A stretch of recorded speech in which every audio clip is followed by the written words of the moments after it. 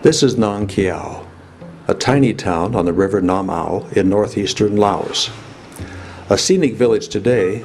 By the end of the Vietnam War, villages such as this one along the Ho Chi Mink Trail had been bombed flat. About 3 kilometers southeast of town, in the base of a tall mountain, a series of ladders leads to the entrance of the Nam Pa Tak Caves. The huge rooms within served as a regional base to the Pathet Lao, a communist movement in rough allegiance with North Vietnam's Viet Cong. As the then Lao government requested American assistance against the communists, and moreover, since the Ho Chi Minh Trail carried huge amounts of manpower and supplies to be used against South Vietnam, which was being backed by the United States, American military aircraft bombed this area relentlessly, even though much of it went unreported to the American public at the time.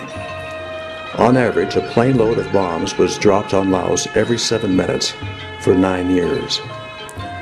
The communist Lao not only sheltered up to 500 people in this particular cave, they used chambers for police, military, hospital, accounting, and command operations.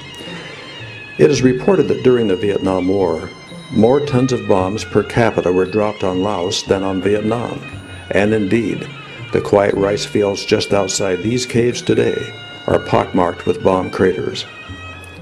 A considerable number of these bombs, including cluster bombs, failed to explode on impact.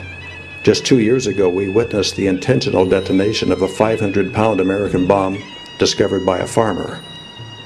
Today, the children and grandchildren of people who hid in these caves seem to harbor no ill will.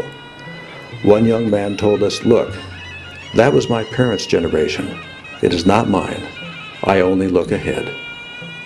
Still, it is sobering to visit here today and to walk and climb from one chamber to another and try to imagine what it was like huddled here as bombs exploded just outside, and just as sobering to see the displays of weapons that are still being discovered.